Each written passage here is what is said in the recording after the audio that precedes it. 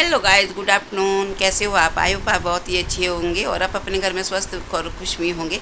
तो सबसे पहले मेरे पहाड़ी चैनल गपशप में आपका स्वागत है। तो अभी का जो टाइम हुआ 12:30 हो चुके हैं, लंच होने वाला है। मेरा कहने का मतलब ये है। तो यहाँ पर सभी है घर में आज, और मीनू भी है, सक्षम भी है। और सक्षम के आजकल तो पेपर लगे हुए हैं, जल्दी आ जाता स्कूल से। और आज तो और मेरे पति जी भी है। और चलो मैं थोड़ा तैयार हो गई हूँ, देखती हूँ कि चलो ले चलती हूँ आपको। कहाँ ले चलती हूँ, चलिए मैं आपको दिखाती हूँ।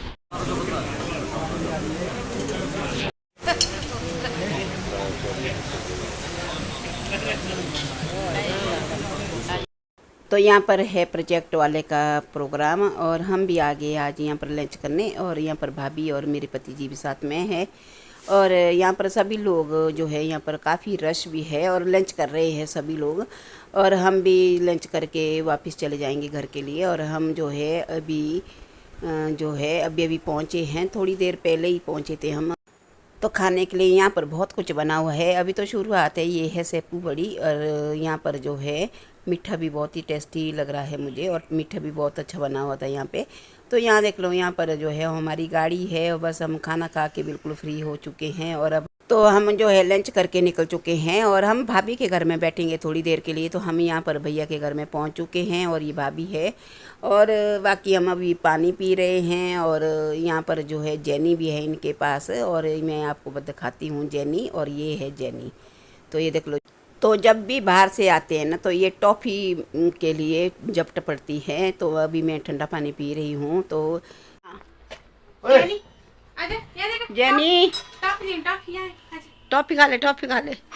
तो तेरे टॉफ़ी ना है। नहीं नहीं है पापा देख।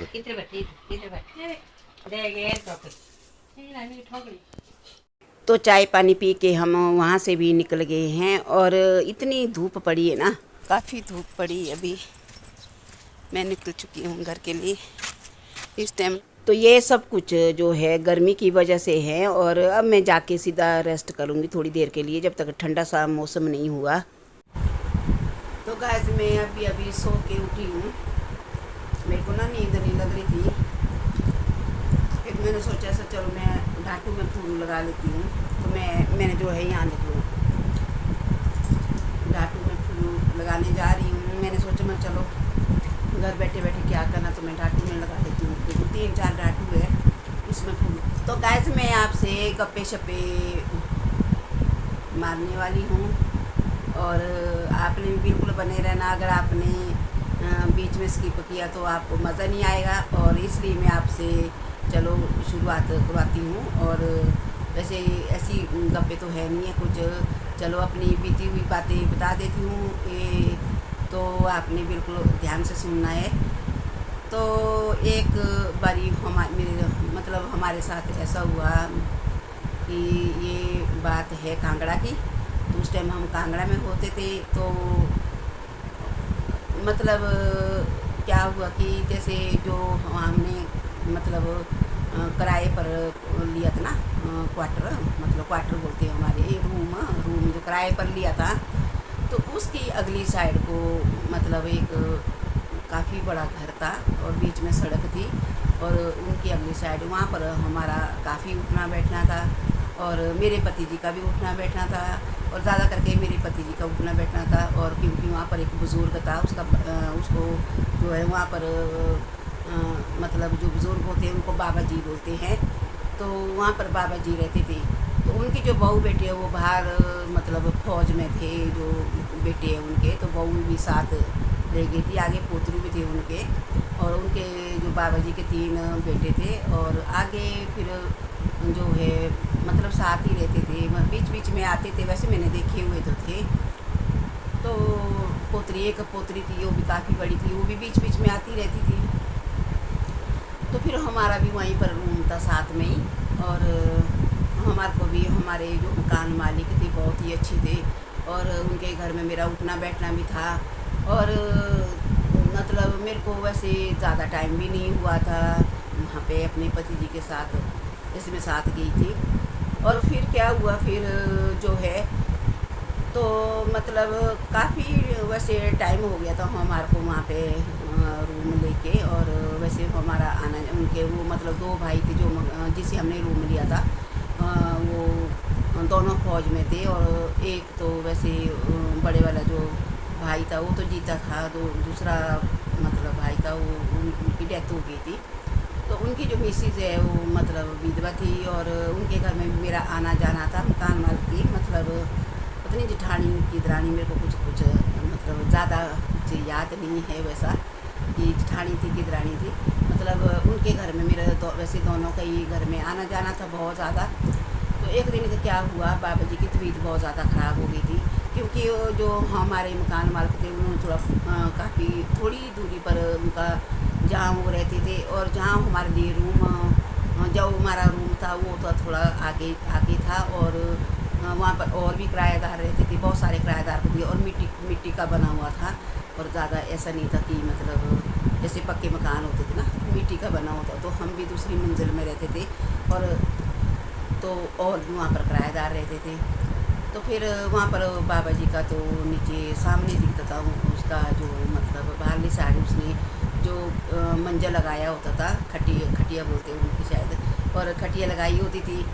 और वहाँ पे वो सोए रहते थे। और उम्र बताऊँ मैं तो उनकी उम्र तो 100 तक तो थी उनकी, बाबा जी की जो उम्र थी काफ़ी उम्र के थे। तो वैसे मैं ज़्यादा लंबा नहीं ले जाऊंगी, और आपने सोचना कि बहुत ही लंबी कहानी है और कौन सुनता रहेगा, ऐसा कुछ नहीं है। चलो मैं थोड़ा शॉर्ट में बताती रहूँगी आपको। तो फिर उसमें वो उसकी तबीयत ख़राब हुई एक दिन ना, काफ़ी ज़्यादा तबीयत ख़राब हुई। तो मतलब दस्त लग गई बाबा जी को।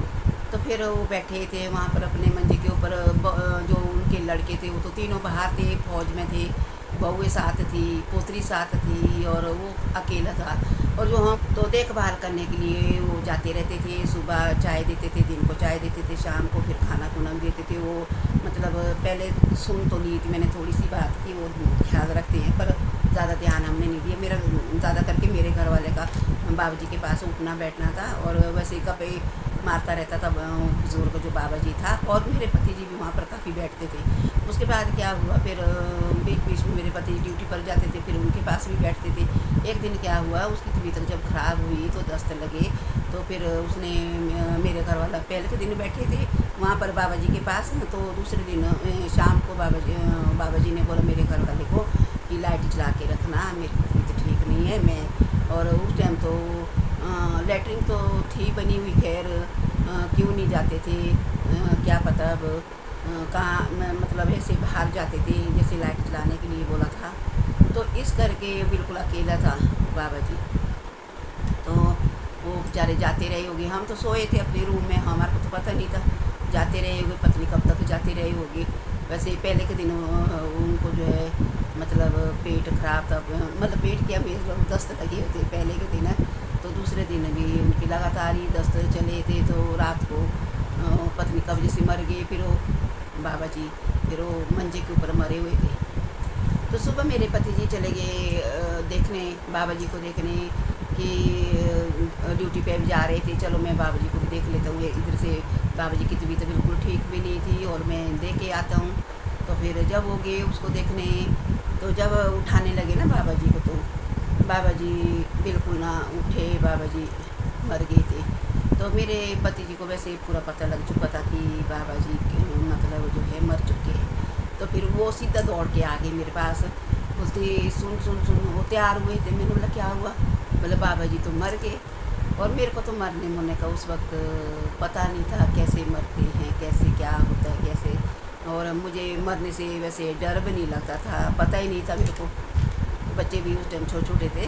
तो फिर मैंने बोला हाँ बाबा जी मर गए। बोलते हाँ बाबा जी तो मर गए। मैंने बोला तुम्हारे को कैसे पता। बोलते मैं उठाने की काफ़ी कोशिश की तो बाबा जी ने नहीं सुना। तो इतना तो ही मतलब लग रहा है, मतलब ऐसा कि मैंने बोला चलो फिर राजा तू भी देख ली। फिर मैं भी चले गई सुबह देखने। तो जब मैं गई उनको बाबा जी का मुँह बिल्कुल खुला था, और आँखें पता नहीं बंद थी कि खुली थी, वो भी नहीं मेरे को पता।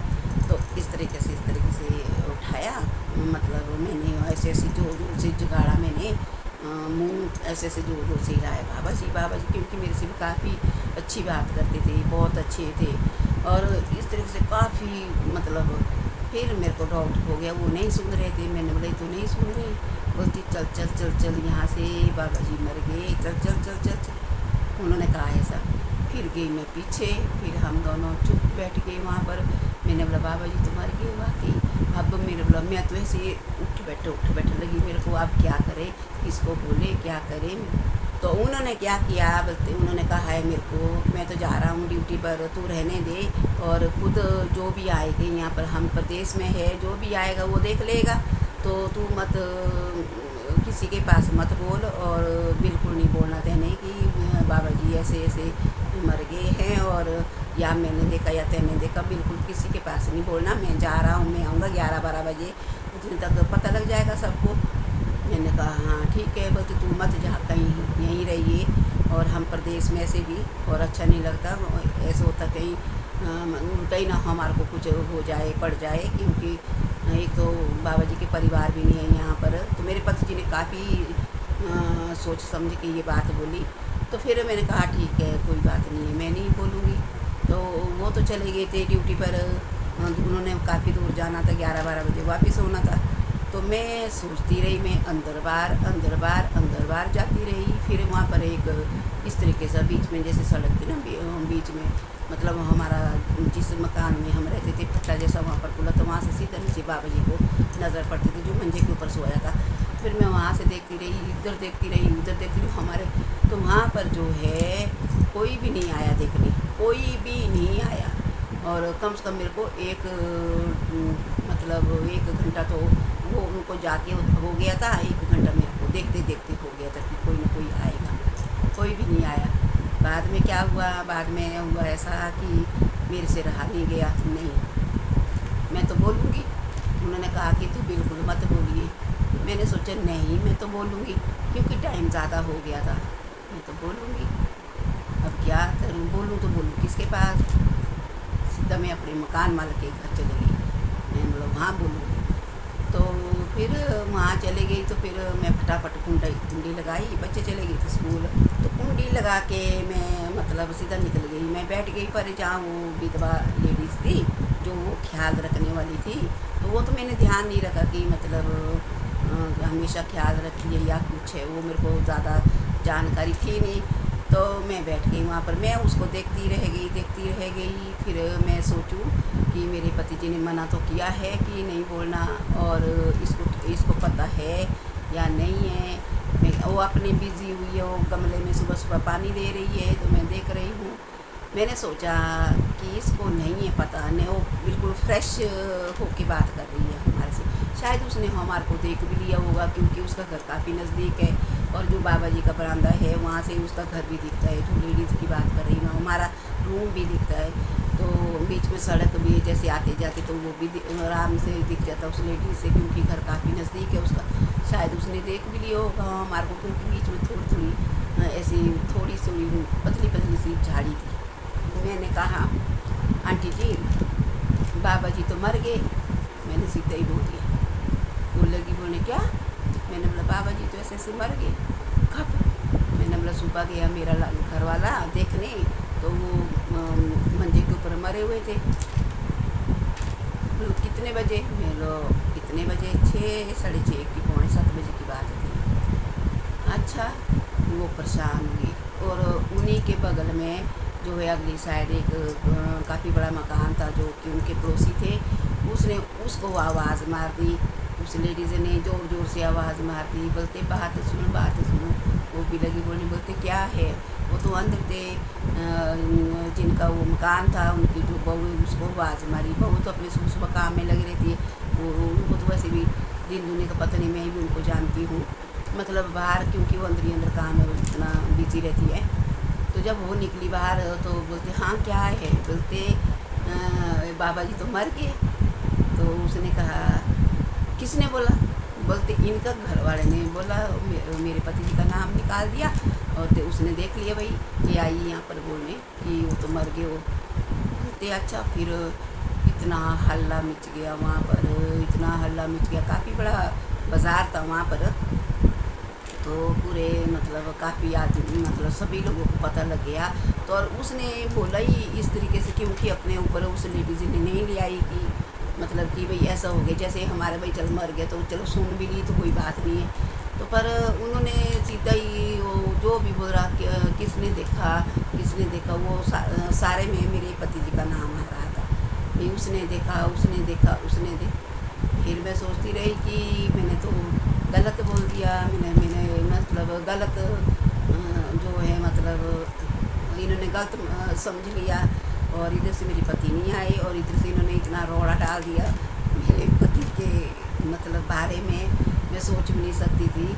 और मैं चली गई फिर घर। फिर मैं उस लेडीज़ को भी नहीं बोल सकी कि मेरे पति का नाम इतना मत ले। तो इस तरीके से बहुत भड़ के मेरे ऊपर। तो मैंने बोला कि चलो देखते हैं कि मैं तो काफ़ी डर गई थी, काफ़ी डर लगा मेरे को भी। वहाँ पर काफ़ी लोग इकट्ठे हो गए थे, तो मेरे पति जी को बार बार बुला के ले जा रहे थे और मेरे को इतनी टेंशन हुई, इतनी टेंशन हुई। तो काय का बाबा जी का तो मेरा ध्यान मन चले गया कि वो मरा हुआ है कि क्या है। मेरे को ध्यान मन अपने पति जी के ऊपर चले गया कि उसको बार बार बुला के ले जा रहे हैं बाहरली साइड। तो बहुत मुश्किल का सामना करना पड़ा हमारे को। उस वक्त की याद हमें काफ़ी आती है वैसे। मतलब फिर बाद में क्या हुआ, बाद में जब पुलिस केस हुआ और पुलिस केस तो किया था, तो फिर मेरे पति जी को बुला के ले गए। फिर मेरे पति से बात की तो मेरे पति जी ने जो था वो सामने बता दिया था कि इस तरीके से हैं। तो फिर बीच में वो तो मतलब जो लड़की थी वो तो काफ़ी भड़की हुई थी हमारे ऊपर। तो मतलब कि जब इन्होंने देखा तो ये चाबी दे जहाँ मर्जी से दे, इस तरीके से बोल रही थी वो तो पुलिस वाले के सामने। तो मेरे पति जी ने कहा कि ऐसी कोई बात ही नहीं। जब मतलब ऐसा ना कहीं कोई ऐसा बहुत बड़ा एग्ज़ाम लगाया था ना हमारे ऊपर, तब तो हम कहीं के नहीं रहने थे और कि घर से ऐसी ऐसी चोरी हो गई है, पर उसमें ताड़े ही लगे हुए थे। सारा मतलब यही चक्कर था कि वो चाबी के पीछे पड़े हुए थे। तो चाबी का तो हमारे को भी पता नहीं था कि अगर वो उसने दी होती थी तो हम देते थे। तो जब उसने दी नहीं, जब हमें पता ही नहीं था, तो इस तरीके से फिर मेरे पति जी का दोस्त था एक, तो उसने कहा है कि इस तरीके से इंसान नहीं है और बहुत अच्छा है और मेरे साथ मतलब मेरे साथ ही रहता है। काफ़ी टाइम हो गया और काफ़ी वक्त हो गया इनको यहाँ पे रहते रहते कि इस तरीके से कोई बात नहीं है। तो बड़ी मुश्किल करके ये इस तरीके से निपटाया है। और बाकी फिर गांव में जब बाद में बात लगी, वहाँ पर लेडीज़ की बात लगी, तो मेरे को किसी लेडीज़ ने कहा है कि तुझे ये बात बतानी ही नहीं चाहिए थी, क्योंकि जिस लेडीज़ की बात कर रहे थे कि ख्याल रखने वाली थी लेडीज़ एक, जो जिसने बात करी थी विधवा की बात, तो उसकी मतलब उसने सबसे पहले तो उसने देख लिया था सुबह सुबह, वो चुप रही हुई थी, वो हमें पता नहीं चला। मेरे को किसने फिर बाद में बताया कि तेरे से पहले किसी उस लेडीज़ ने देख लिया था, वो चाय लेके सुबह सुबह हमेशा उस बाबे को जाती है, तो उसको पता लग चुका था और इसने बात ही नहीं उसने छेड़ी। मतलब कोई और देख ले तो अच्छी बात है। इस तरीके से बाहर शहर की बात होती है। तो हमारे साथ ये घटना घटी हुई है, तो आज भी मुझे याद आती है, तो मेरे को ये बात याद आई है। और अब तो मैं मतलब काफ़ी मतलब पता लग चुका है मुझे कि किस तरीके से भी इंसान होते हैं, तो किस तरीके से रहना पड़ता है। और तो चलो अब मैं अपने ब्लॉग को यहीं पे विराम करती हूँ। अगर आपको बहुत ही लंबा लगा हो या बहुत लंबी कहानी लगी हो तो मुझे माफ़ कर लेना। बाकी तो मतलब अपने ब्लॉग को मैं यहाँ समाप्त कर रही हूँ, और अच्छा लगा तो शेयर करना। तो तब तक के लिए बाय बाय।